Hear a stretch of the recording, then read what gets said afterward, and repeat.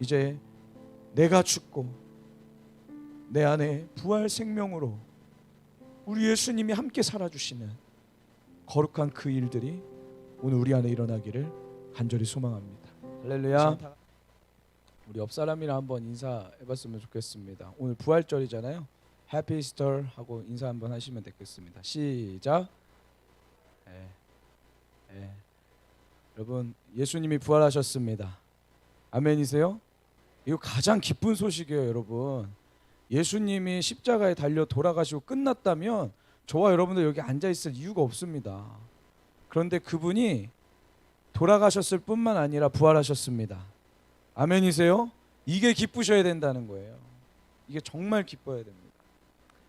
자, 오늘 말씀의 제목은 마지못해 끌려가는 신앙에는 이유가 있습니다 라는 제목으로 오늘 말씀 나눠보도록 하겠습니다. 사람은 본래 본인이 좋아하는 것에 엄청난 열정을 가지면서 삽니다. 그러지 않아요, 여러분? 여러분들 딱 한번 꽂히면은, 진짜 좋아하는 거에 꽂히면 밤이 새고 그거 하지 않습니까? 제가 뭐 하는지는 얘기하지 않겠어요. 안 봐도 뻔하지만은 뭐 하는지는 제가 말하지 않겠습니다. 그런데 사람은 진짜 좋아하는 게 딱 한 번 생기면은 그거 시간 가는 줄도 모르고 그거 하고 있고요. 즐겁게 하고 있고 시간을 투자하고 돈을 투자해 가면서 그걸 하고 있더라는 겁니다. 제가 인천에서 저는 중학교 3학년 때부터 이제 인천에서 자랐고요. 그러면서 마가의 다락방 공동체에 있다가 여러 군데를 이렇게 돌아다니다가 이제 다시 왔지 않습니까? 다시 오다 보니까 예전에 저와 신앙생활 했던 그 옛날 애들이 어떻게 지내는지 참 궁금하더라고요. 그래서 가끔 지나가다가 혹은 마가의 다락방에서 혹은 다른 교회에서 지나갈 때마다 궁금한 거예요. 쟤는 어떻게 사나? 쟤는 저렇게 뜨거웠었는데 요즘에는 그 신앙을 잘 유지하고 있나? 얘는 그때 이런 기적들을 경험했었는데 얘는 정말 예수님을 뜨겁게 사랑하고 있나? 이게 궁금하더라고요. 그래서 이렇게 슬쩍 뒤에서 물어보지 않겠습니까? 얘는 어떻게 살고 있냐고, 쟤는 어떻게 살고 있냐고. 그런데 완전 딱 반으로 나눠지더라고요. 한 부류는 지금도 뜨겁게 삽니다. 지금도 직장을 가지고 다 결혼을 해도 뜨거운 마음으로 하나님 사랑하는 마음으로 사는 부류가 있는 반면에 어떤 한 부류는 그렇게 열심히 섬겼어요. 예배 때마다 예배팀으로 섬겼어요. 여러분, 우리 공동체가 예배가 적은 공동체가 아니잖아요. 이게 예배가 진짜 많은 공동체라고요. 그 예배를 다 섬겼는데도 불구하고 아직도 믿음이 없어요. 아직도 예수님을 사랑하는 마음이 없어요. 오라 그러면 와요. 그냥 형들이 오라 그러면 오고 누나들이 오라 그러면 와요. 와서 예배 섬겨요. 그런데 아직도 믿음이 없어요. 예수님에 대한 이야기는 수도 없이 많이 들었고 예배 문화는 너무 익숙하고 예배는 너무나도 잘 알고, 그런데 예수님을 만나보거나 부활하신 예수님을 만났다는 그런 경험은 없더라는 겁니다. 이런 사람들의 특징이 무엇인 줄 아십니까? 신앙생활 하는데 절대 능동적이지 않습니다. 역동적이지 않습니다. 굉장히 수동적이고요. 누가 시키는 것만 억지로 인상 찌푸려가면서 합니다. 신앙생활이 이렇다는 거예요. 신앙생활 하는 거 가만히 보면요, 수동적으로 하는 사람들이 있습니다. 그리고 능동적으로 하는 사람들이 있습니다. 수동적으로 하는 사람들을 보면 종교적으로, 의무적으로, 마지못해서 그렇게 하더라는 거예요. 체면 때문에, 지위 때문에, 직책 때문에 하더라는 거죠. 제가 여러 교회를 다니면서 예배를 드리지 않습니까? 죽어있는 예배의 특징이 있습니다. 어떤 예배는요, 진짜 완전 죽어 있어요. 딱 서보면 알잖아요. 딱 서보면 사람들이 집중을 하고 할렐루야 하면 막 아멘 하면서 이미 성령님이 역사하시는 그런 예배가 있는 반면에 완전 다 아무리 설교를 하고 아무리 소리를 쳐도 그냥 돌부처 앉혀놓고 거기에다 소리치는 것처럼 죽은 예배가 있습니다. 죽은 예배와 살아있는 예배의 차이점이 뭔지 아세요? 죽은 예배는요, 사람들이 수동적입니다. 아멘을 하라고 해도 아멘 이래요. 자, 우리 일어나서 다 같이 찬양합시다. 그럼 막 기뻐가지고 일어나서 찬양해야 되는데 일어나 또야 오만 인상을 다 찌푸리면서, 이런 예배에는 하나님이 함께 해주실 수가 없어요. 그러나 하나님을 향하여 자원하는 마음으로, 능동적인 태도로, 적극적인 태도로, 기쁨으로 하나님 앞에 예배할 때 그 예배의 문이 열린다 이 말입니다. 아멘이세요? 아멘이세요? 여러분 어떤 예배 드리길 원하세요? 여러분들 어떤 삶을 살기 원하세요? 예배의 문을 열고 닫고가 지금 사람의 마음의 태도에 달려있다 이거예요. 오늘 제자들의 모습이 이러했습니다. 제자들도 사실 예수님의 십자가를 경험하기 전까지는 전부 다 수동적인 태도로 예수님을 따라갔어요. 예수님이 시키는 거 있으면은 그거 했습니다. 예수님이 저거 하라 그러면 저거 했어요. 그러면서 마음에 이런 생각을 가졌겠죠. 우리 예수님 왕이 된다시는데, 왕이 되신다는데 오케이, 조금만 참자. 그날이 오고 있다. 분명히 나를 사람 낚는 어부로 만들어 주신다고 했으니까 높은 사람 만들어 주실 거야. 그때까지 열심히 좀 참자 하면서 억지로 그렇게 예수님을 따랐다 이 말이에요. 예수님이 이 땅에서 왕이 되시기만을 기다렸던 기회주의자들이었다라는 거죠. 그러니 예수님께서 십자가에 달려 돌아가시기 위해서 잡히시던 그 밤에 제자들이 뭐해요? 당당하게 예수님을 지켜드립니까? 도망갑니까? 도망가잖아요. 예수님이 십자가에 달려 돌아가셔서 완전히 죽으셨다라는 이야기를 듣고 이 제자들이 했던 반응이 뭐예요? 두려워, 떨며 도망가요? 숨어 있었습니다. 나도 잡힐까봐 전부 도망가 숨어 있었다 이거예요. 이게 예수님의 부활을 경험하지 못한 제자들의 모습이었습니다. 그러나 놀라운 일은 무엇이냐면, 예수님의 부활을 딱 경험한 순간부터 제자들이 바뀌기 시작합니다. 한 명, 두 명이 바뀌는 게 아니라 집단적으로 전부가 바뀌기 시작해요. 이게 놀라운 거죠. 세상 사람들이 우리에게 물어봐요. 예수님이 십자가에서 죽으시고 나서 부활하셨다고? 그걸 어떻게 과학적으로 믿습니까? 과학적으로 증명해 보십시오. 여러분 그거 리스토로벨이라는 사람이 책을 썼으니까 그건 한번 읽어보시고 그 중에 있는 이유 한 가지만 얘기해 드리겠습니다.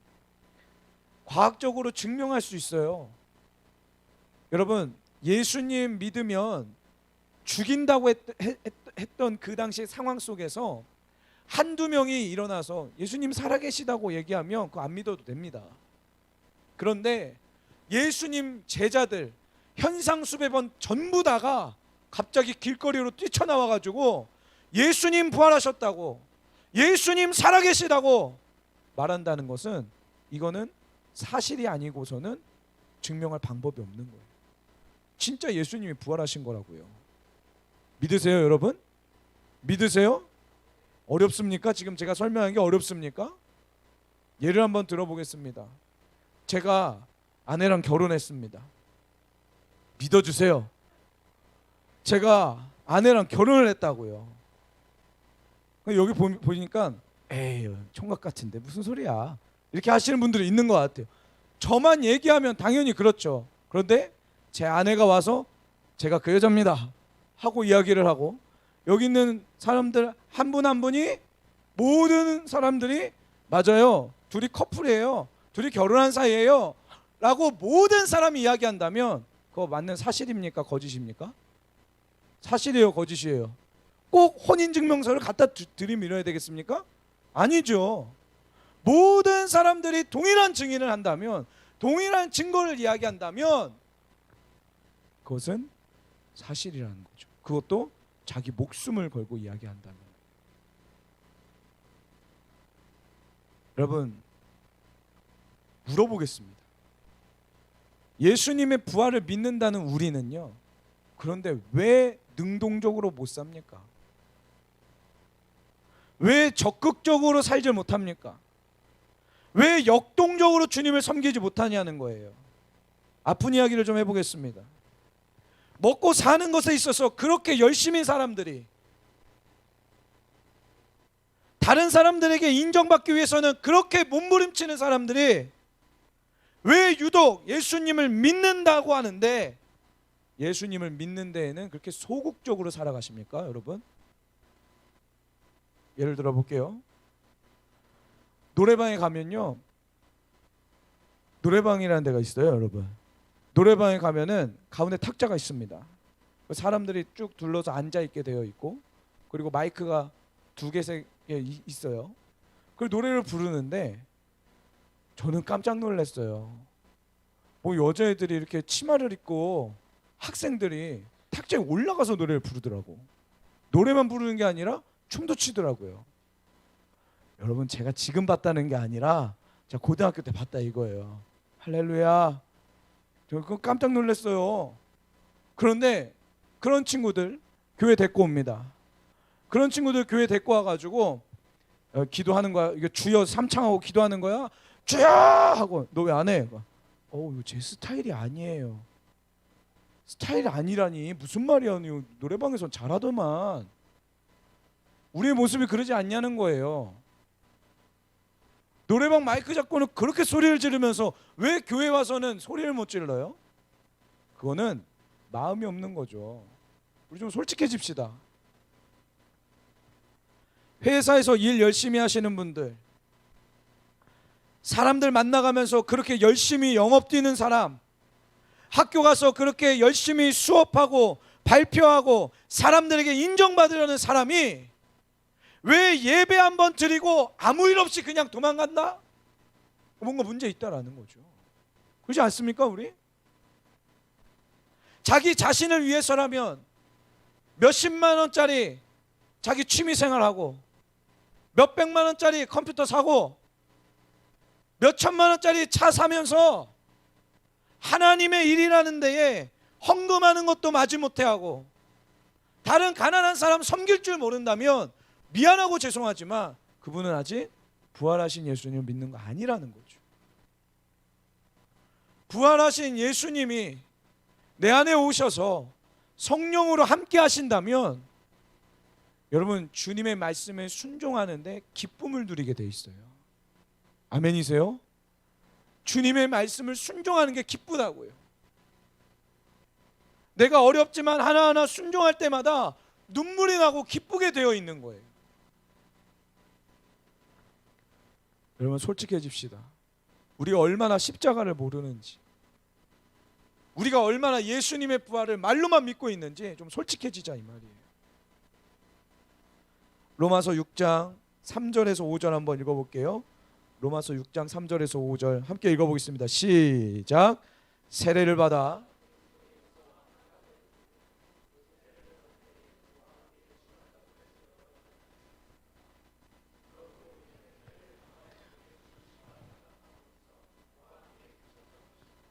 그것은 그리스도께서 아버지의 영광으로 말미암아 죽은 사람들 가운데서 살아나신 것과 같이 우리도 또한 새 생명 안에서 살아가기 위함입니다.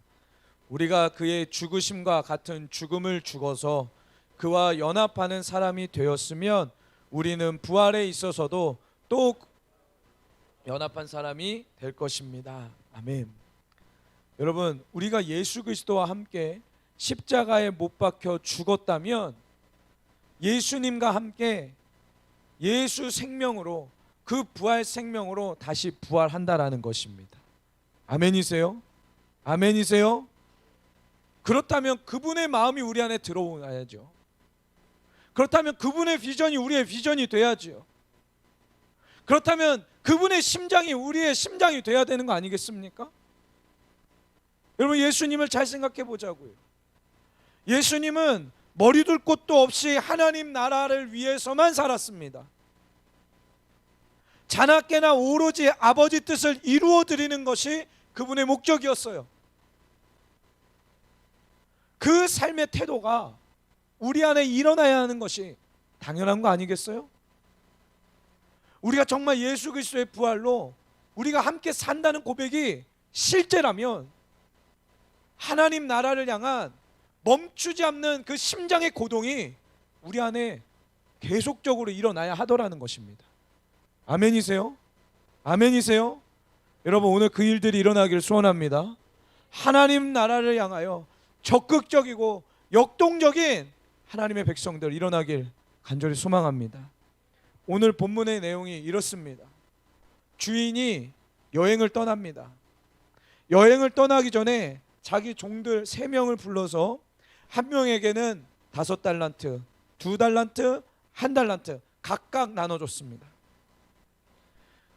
5달란트 받고 2달란트 받았던 종들은 착하고 충성된 종아 하면서 칭찬을 받았고, 이 1달란트 받았던 종은 이 악하고 게으른 종아 하고 혼났습니다.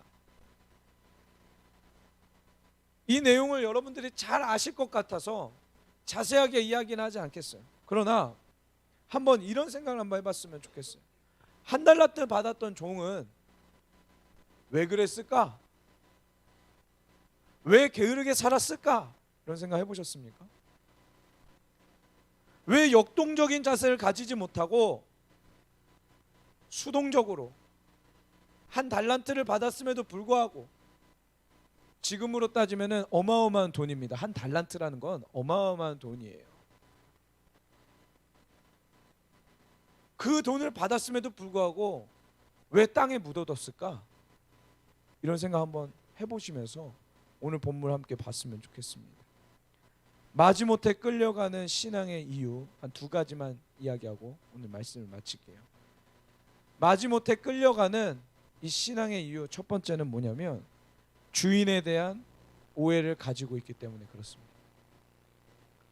내가 수동적인 이유, 내가 기도하면서 서지 않고 마음을 다해서 하지 않는 수동적인 이유는 1달란트를 가진 사람을 보세요.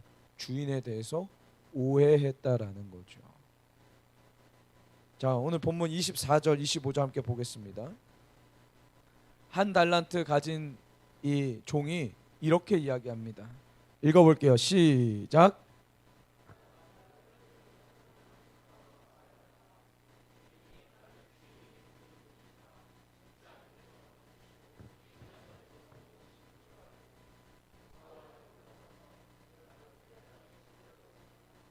보십시오. 아멘. 자, 보세요. 1달란트 받았던 이 종을 보세요. 수년간 주인 밑에서 일했지만 정작 주인이 어떤 사람인지에 대해서는 관심이 없어요. 그렇죠? 시키는 일은 열심히 했을지 모르겠습니다. 근데 주인이 어떤 의도를 가지고 있고 어떤 생각을 하고 있는지에 대해서는 관심이 없어요. 게다가 직접적으로 주인한테 이렇게 얘기합니다. 주인은 악한 사람이라서 주인님은 악하시잖아요. 이렇게 얘기한다는 거예요. 그러나 여러분, 오늘 본문을 보세요. 주인이 악합니까? 5달란트 받은 종이 5달란트 더 이윤을 남겼습니다. 그럼 몇 달란트예요? 계산이 안 되시는군요. 5달란트 플러스 5달란트. 몇 달란트죠? 10달란트, 10달란트예요. 10달란트를 수고한 모든 그 종에게 다 줍니다. 남김없이 다 주는 주인이에요. 2달란트 받았던 자도 열심히 일해서 2달란트 남겼습니다. 이거 주인이 착취해가는 나쁜 분이십니까? 아니라는 거예요. 너 열심히 했지? 그래, 네 거야 하고 그 종에게 다 주시는 분이 우리 주인이세요. 그런데 이 1달란트 맡긴 종은 주인에 대해서 오해하고 있는 겁니다. 주인은 굳은 분이라고, 주인은 꼰대라고, 주인은 일 하나도 안 하면서 나한테 일만 시키는 분이라고. 그렇게 생각하고 있는 거예요. 앉아서 나에게 일이나 시키지 수익 나면 혼자 가져가시는 분이라고, 그런 구두쇠 같은 분이라고 생각을 하는 겁니다.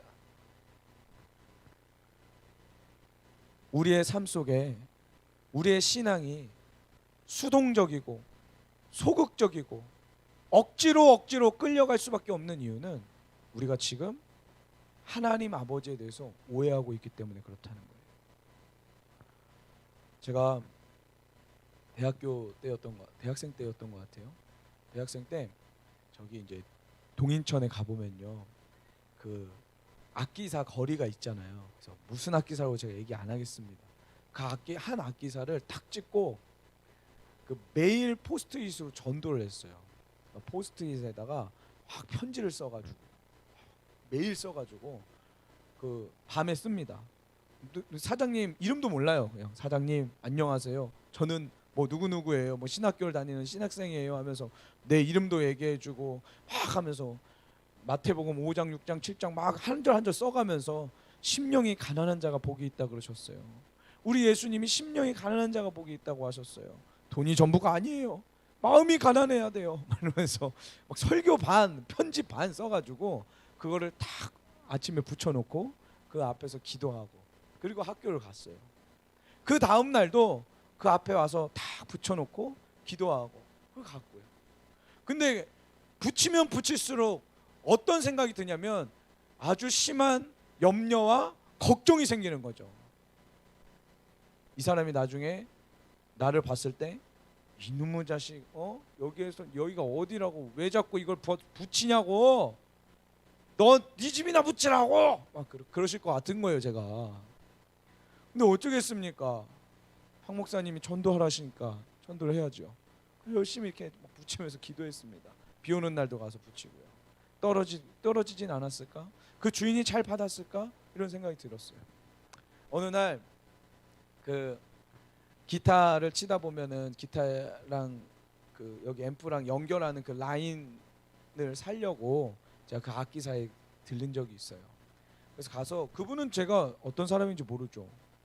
제가 들어가서 저기 혹시 이거 있나요? 얼마죠? 하고 물어보는데 그분이 제 얼굴을 이렇게 보시더니 저에게 말을 거시는 거예요. 혹시 매일 아침마다 여기에다가 편지 쏘고 가는 사람 아니냐고. 그 제가 가슴이 뜨끔했어요. 그래서 여러분 뭐라 그럴게요? Yes or no 뭐라 그럴게요? 여러분 제가 그랬다고요. 제가 yes 했겠습니까? no 했겠습니까? 여러분 저라고요. 제 성격상 어떻게 했겠어요? 제 성격상 yes 했죠. 네, 제가 사실은 매일 아침마다 이렇게 쏘고 가는 사람입니다. 좀 뺨 맞을 준비하고. 왜냐면 그때 당시에 이렇게 전도를 하면 뺨을 많이 맞았어요. 할렐루야. 제 얼굴은 이렇게 뺨 맞고 만들어진 얼굴이기 때문에 주님이 직접 만들어 주신 거죠. 특제 처방으로. 아니 이렇게 뺨을 맞을 것 같은 느낌이 드는 거예요. 그래서 제가 약간 각도를 이렇게 내리고 네, 제가 그렇게 썼다고 이렇게 말씀을 드렸더니 그분이 갑자기 눈이 막 글썽거리시면서 잠깐만 기다리라고 하더니 어디 방에 들어가요. 그럼 막 오시더니 지갑을 가지고 오신 거예요. 지갑 안을 탁 여시면서 저는 돈은 줄 줄 알았어요. 딱 여시는데 제가 썼던 포스트잇이 이만큼 있는 거예요. 그걸 다 모아두고 계신 거예요. 그러더니 내가 이거 다 모아두고 있다고 어떻게 이런 사람이 있냐고, 같이 밥 먹자고 하면서 막 술 안 마셔요? 술 한잔해요 이러면서 그 아주머니가 나이 많으신 이제 사장님이 그렇게 하신 거죠. 그러면서 그분과 관계를 맺기 시작을 했고 제가 때가 되면 뻥튀기도 사가고 심심하면 가서 그 악기집에서 이야기도 하고 하면서 그분에게 전도를 했습니다. 예수님을 전하고 저는 지금 목사님과 함께 이렇게 공동체 생활하고 있어요 하면서 막 그 이야기를 하고 나중에는 제 사진을 달라고 하시더니 그때 당시에 그냥 증명사진 하나 있었거든요. 그거 드리니까 그거 이렇게 붙여놓으셨어요. 가게에다가 이렇게 붙여놓으시고 기분이 좀 이상하더라고요. 그럴 정도로 예수님은 안 믿고 교회는 안 와. 근데 그렇게 하시더라고요. 그래서 제가 아니 사장님 이제 교회 오실 때 되지 않았냐고, 예수님을 믿으셔야 된다고. 했더니 그분이 하셨던 한마디가 아직도 제 마음 가운데 남아 있습니다. 그분이 뭐라고 하시냐면 저한테 이렇게 얘기하세요. 학생의 삶은 좋은데 예수님을 믿으면 내가 즐기는 거 버려야 되잖아. 나는 술도 못 마시는 거야 그러면? 아니 그러면 나는 내가 원하는 대로 살지도 못하는 거야? 나 아직 그 준비가 안 됐어. 나 재산 버려야 되는 거 아니야? 너처럼 다 버리고 그렇게 살라고? 나 이거 못해. 그렇게 이야기를 하시더라고요. 여러분 질문해 보겠습니다. 이 사장님이 가지고 있었던 예수님에 대한 인식이 뭐예요? 예수님을 어떤 분으로 알고 계세요? 예수님은 빼앗아 가시는 분으로 인식하고 있는 거예요. 내 모든 것을 빼앗아 가시는 분, 내 즐거움도 앗아가시는 분, 예수님을 믿으면 내가 돈도 다 갖다 바쳐야 돼, 그런 분으로 인식하고 있다는 거예요. 여러분 물어보겠습니다. 우리 중에 예수님을 믿고 전 재산 다 판 사람 누굽니까? 그분의 이론에 따지면 여기 예수 믿는 사람 아무도 없네요. 그렇지 않아요? 여러분 우리가 예수님을 믿고 신천지처럼 우리 재산 다 팔고 그리고 여러분 이 교회 등록하셨습니까? 아니잖아요. 우리 예수님은 그런 분이 아니시라는 거예요. 여러분 잘 들으세요. 우리 예수님은 돈 모자라서 우리에게 돈 달라고 하시는 분 아니시라 이 말이에요. 아멘이십니까? 예수님은 우리의 주인이세요. 예수님은 우리의 공급자세요. 아멘이세요? 오히려 예수님을 믿고 그분의 말씀에 순종하는 삶을 살면 우리의 삶에 내가 노력했던 것보다 더 놀라운 기적과 역사들로 함께 해주시는 분이라 이 말입니다. 아멘이세요? 이게 우리 예수님이시라는 거예요. 여러분 오늘 우리 안에 있는 하나님 아버지를 향한 오해가 풀어지기를 소원합니다. 아멘. 주인을 향한 오해가 사라져야 된다 이 말이에요. 예수님을 믿는 것은 고통이 아니에요. 일주일에 한번 여기 와서 예배 드리는 것이 여러분들에게 그렇게 고통입니까? 그렇게 아까워요? 시간이 아깝고 재정이 아깝습니까? 아니라 이 말이에요. 여러분 우리가 받았으면 더 많이 받았지 하나님 앞에 드린 거 얼마 없잖아요.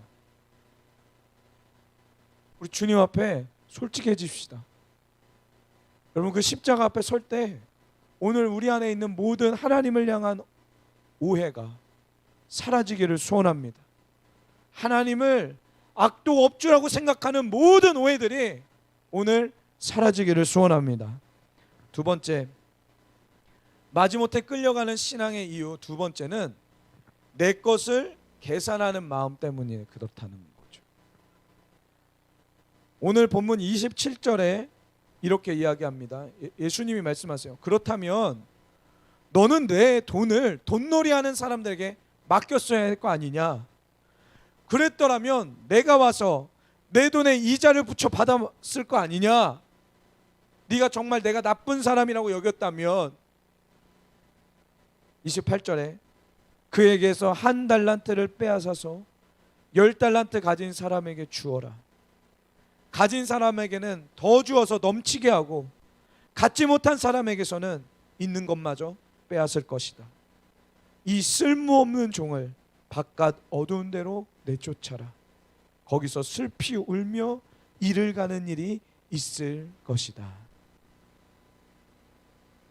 여러분 1달란트 받았던 이 종이 왜 다른 종들처럼 장사하지도 않고 사업하지도 않고 열심히 살지 않았을까요? 왜 능동적으로 역동적으로 살지 않았을까요? 간단합니다. 내 것을 계산했기 때문에 그래요. 이거 주인이 1달란트 줬잖아.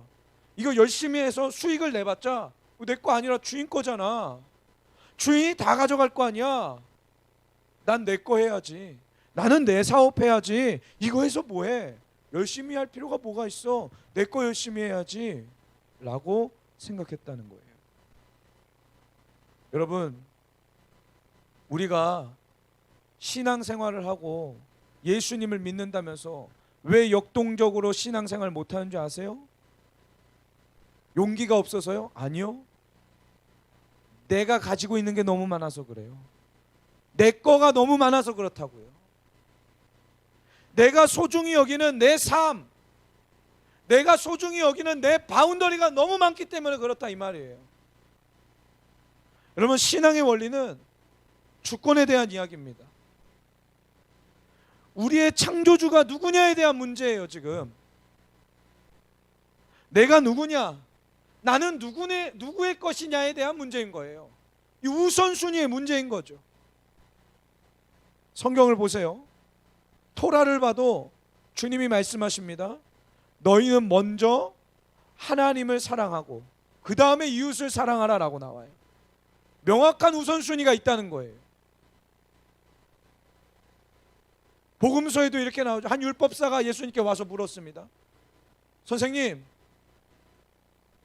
최고의 계명이 무엇입니까? 예수님이 말씀하시죠. 첫째, 네 마음과 뜻과 온 정성을 다해서 내 주 되신 하나님을 사랑해라. 둘째가 뭐예요? 이웃을 내 몸처럼 사랑해라. 첫째와 둘째가 있다는 거예요. 우선순위가 있다는 겁니다. 수동적인 사람은 이 우선순위가 무너진 사람이에요. 첫 번째가 세워지지 않고 두 번째를 세우려고 하는 사람이라는 거예요. 여러분 잘 들으세요. 나의 수동적 태도는 나의 신앙의 한계입니다. 인정하기 싫으셔도 여러분 인정하셔야 됩니다. 나의 수동적 태도는 내 신앙의 한계입니다. 내 것을 지키려고 더 쥐어잡고 내 것을 챙기려고 더 계산하고 그렇게 해보세요. 제가 100% 예언합니다. 여러분들은 예수님을 만날 수 없습니다. 예수님 모릅니다. 가룟 유다와 베드로가 있었어요. 둘 다 예수님을 배신한 제자들입니다. 한 명은 예수님을 로마 군인들에게 돈 받고 팔아 넘겼고, 다른 한 명은 사람들 앞에서 예수님 모른다고 욕하고 저주하고 나는 저 사람 모르는 사람이라고 잡아 뗐습니다. 둘 다 우리 표현으로 이야기하자면 나쁜 놈들입니다. 그렇죠? 저만 나쁜 게 아니라 그들도 나빴다고요. 왜 저만 그렇게 보세요? 그런데 여러분, 가룟 유다를 보세요. 3년 반 동안 예수님을 따라다니면서 단 한 번도 자기 자신을 예수님께 던져본 일이 없습니다. 돈에 대해서도 마찬가지였어요. 가룟 유다는 예수님 그 무리 속에서 회계를 담당하고 있었거든요. 도네이션 들어온 그 재정을 담당하고 있었습니다. 그 재정을 맡아서 관리했지만 본인의 돈은 단 한 번도 그 재정에 넣어본 일이 없었던 것 같습니다. 오히려 성경은 그를 향하여 뭐라고 이야기하냐면 그는 도둑이라 라고 기록하고 있어요. 그리고 나중에 예수님을 팔아 넘길 때도 은 30, 돈 받고 팔아 넘기더라는 거예요. 그렇게 자기 자신을 소중히 여기고, 그렇게 자기가 가지고 있는 돈을 소중히 여기고, 그렇게 나만을 위해 살아왔던 인생에 결국은 어떻게 됐습니까? 자살하고 끝나버렸습니다. 여러분 잘 보시라 이 말이에요. 이게 우리의 삶이라는 거죠. 베드로는 어때요? 비록 예수님을 욕하고 부인하고 저주했지만 베드로의 삶을 가만히 보면 예수님께 나 자신을 던졌던 추억들이 많았습니다. 예수님을 처음 만난 날도 그물을 던졌는데 어마어마한 물고기가 잡히니까 그 물고기를 막 끌어당기고 있을 때 예수님 말씀하십니다. 너희는 나를 따라라. 내가 사람 낚는 어부가 되게 해줄게. 그때 베드로의 행동이 어때요? 이 그물을 막 끌다가도 던져놓고 예수님을 따랐다고 성경은 기록하고 있어요. 폭풍이 치던 날 밤 기억나십니까? 죽겠는데 예수님은 안 계시고 저기 보니까 무슨 귀신 같은 게 막 일렁이고 막 사람이 일어났다가 앉았다. 파도니까요. 파도가 이렇게 치잖아요. 파도 알아요? 이렇게 치잖아요. 그 파도 물결 위에 사람이 있다고 생각해 보세요. 그러니까 올라왔다가 내려갔다가 올라왔다 안 보였다가 올라왔다 안 보여 이럴 거 아니에요. 베드로가 물어봅니다. 누구세요? 예수님이 내 님이 두려워 말라 이렇게 하시잖아요. 예수님 맞아요? 나 맞다 이렇게 하시잖아요. 예수님이면 나보고 오라고 한번 해보세요. 와. 그래서 자기 몸을 던지지 않습니까? 그런 추억이 있었다는 거예요. 예수님께서 십자가에 달려 돌아가시기 전 잡혀가실 때도 모든 제자들 다 도망갔지만 베드로 혼자 남아서 칼 들고 말구의 귀를 자르며 예수님을 지켰어요. 자기 자신을 예수님께 던져본 추억들이 있었다라는 거죠. 결국 베드로는 부활하신 예수님을 다시 만나 그분과 연합하여 사도행전의 역사까지 쓰면서 하나님 나라를 향한 능동적이고 적극적인 사람으로 변화되더라는 것입니다. 왜 이런 차이가 일어나요? 나를 버려본 경험이 있느냐 없느냐의 차이인 거예요. 내 것을 계산하지 않고 주님 앞에 던져본 경험이 있느냐 없느냐가 굉장히 중요하더라는 거예요. 여러분 이 시대의 메시지를 수도 없이 많이 들을 거예요. 유튜브로 열심히 들으시겠죠. 물어보겠습니다. 이런 이야기 부담스러워서 들어본 적 있으세요? 여러분 예수님 따라갈 때 내 것 챙기지 말고 주님을 위해서 생명을 던지십시오. 이 이야기 들어본 적 있냐고요. 여러분 이게 복음입니다. 아멘이세요? 이게 복음이라 이 말이에요. 그렇게 내 것 챙겨보십시오. 예수님을 알게 되는지. 예수님을 위해서 잠 조금 못 자는 거, 예수님을 위해서 한두 끼 안 먹는 거, 이 시대는 이런 것들이 잘못된 신앙이라고 가르치는 시대가 돼버렸어요.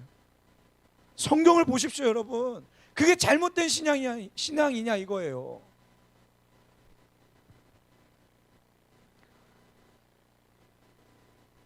제가 예전에 그 북경에 있을 때 큰 교회에 있었습니다. 지금도 그렇지만 사이즈가 한인 교회에서는 가장 큰 교회였습니다. 근데 그 교회가 처음 어떻게 만들어졌는지 참 궁금해가지고 제가 물어봤습니다. 이 교회는 역사가 어떻게 되냐고. 근데 그때 거기에 계셨던 담임 목사님이 저에게 해주셨던 말이 저한테는 굉장히 큰 충격이었어요. 잘 들어보세요. 교회가 처음 생길 때 어떻게 생기기 시작했냐면 한 대학교에 대학생들을 통해서 교회가 만들어지기 시작했대요. 그 대학생들이 새벽에 돈 모아서 택시 타고 왔습니다. 자기의 용돈을 유학생활 하는데 자기 용돈의 80%를 택시비로 써가면서 교회에 와서 교회를 섬겼습니다. 새벽 예배를 섬기고 새벽 예배 예배팀을 섬기고 엔지니어 섬기고 주일날에는 각 부서에 선생님으로 다 들어가면서 섬기고 코피 터져가면서 공부해서 장학금 받고 그러면서 그 청년들을 통해서 교회가 세워졌다라고 이야기하시더라고요. 저 이 얘기를 들으면서 깜짝 놀랐어요. 여러분 분명 동일한 하나님을 믿고 동일한 교회를 섬기면서도 잘 거 다 자고 놀 거 다 놀고 쉴 거 다 쉬고 먹을 거 다 먹고 마실 거 다 마시며 그렇게 신앙생활 하는 사람도 있을 거라는 거죠. 이 두 부류의 차이가 무엇일까요? 하나님을 어떻게 인식하느냐의 차이인 거예요. 내 것 챙겨가며 주인의 눈치 보며 섬기는 척 할 것인가? 아니면 정말 내 마음으로 내 중심으로 주인을 섬길 것인가? 여러분 오늘 그걸 선택하셔야 됩니다. 내가 하나님 안에서 노력했던 것들 1분 1초도 헛되지 않습니다. 아멘이십니까? 우리의 주님은 다 기억하고 계세요. 왜? 우리 주님은 우리의 주인이시기 때문에 그래요. 한 이야기하고 오늘 말씀을 마치겠습니다. 여러분, 이 시간 예수님을 좀 같이 묵상했으면 좋겠어요. 여러분들에게 있어서 예수님은 어떤 분이세요? 예수님은 자신의 것을 계산하지 않고 우리에게 다 주셨습니다. 가난한 자가 보이면 가난한 자 먹이셨어요. 귀신 들린 자가 오면 그 귀신을 쫓아내 주시는 일까지 벌이셨습니다. 병든 자가 오면 병든 자를 치유해 주셨어요. 간음한 여인이 오면 그 죄를 용서해 주셨고, 삭개오 혈류병에 걸린 여인 만나면 그 사람들에게 자기의 하루를 쏟아 집중하고 함께 이야기하고 함께 먹고 마시며 하나님의 복음을 전하셨습니다. 저와 여러분들의 삶은 어떤가요? 고난주간에 흘러와 오늘 부활절입니다. 우린 얼마나 예수님처럼 내 것을 버리면서 살아오셨습니까? 우리 예수님은 자신의 것, 자신의 생명까지 다 바친, 우리를 위해 다 바치셨는데 우린 그분을 위해 혹은 한 영혼을 위해 얼마나 바치면서 살고 있습니까? 여러분, 십자가가 뭐예요? 여러분에게 있어 십자가가 뭐냐고요? 우리 예수님이 죽기까지 자기 자신의 것을 다 버린 곳이, 그곳이 바로 십자가입니다. 그분이 자기 자신을 부인했던 그 경험, 그 십자가의 사건이 오늘 우리를 살리는 거예요. 아멘이세요? 그분은 우리를 위해서 죽으셨을 뿐만 아니라 다시 살아나셨습니다. 그분의 부활이 오늘 우리를 살게 하더라는 겁니다. 여러분, 오늘 그 십자가 앞으로 여러분들 초대합니다. 예수님의 죽음이 나의 죽음이 되고, 이제 나만을 위해 살아왔던 내 공간, 내 시간, 내 돈, 내 미래, 나만을 위해 살아왔던 우리의 모든 바벨탑이 오늘 무너지길 소원합니다. 이제 내가 죽고 내 안에 부활 생명으로 우리 예수님이 함께 살아주시는 거룩한 그 일들이 오늘 우리 안에 일어나기를 간절히 소망합니다. 이 시간 다 같이 일어나서 함께 찬양하며 주님 앞에 나아가겠습니다.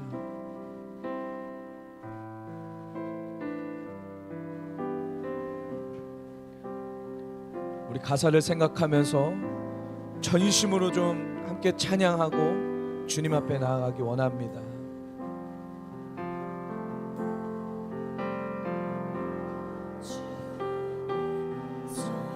내 영혼 다시 태어나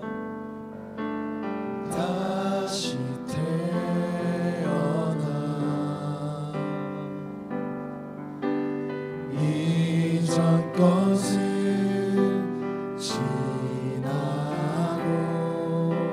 새롭게 됐네. 아멘, 아멘. 죄로움을 덮는 내 모습, 예수와 함께 죽고 예수와 함께 죽고, 아버지 주님 부활 생명 내 안에 새로운 삶이 열렸네.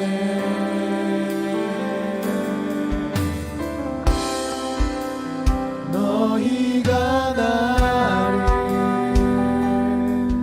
택한 것이 아니요, 내가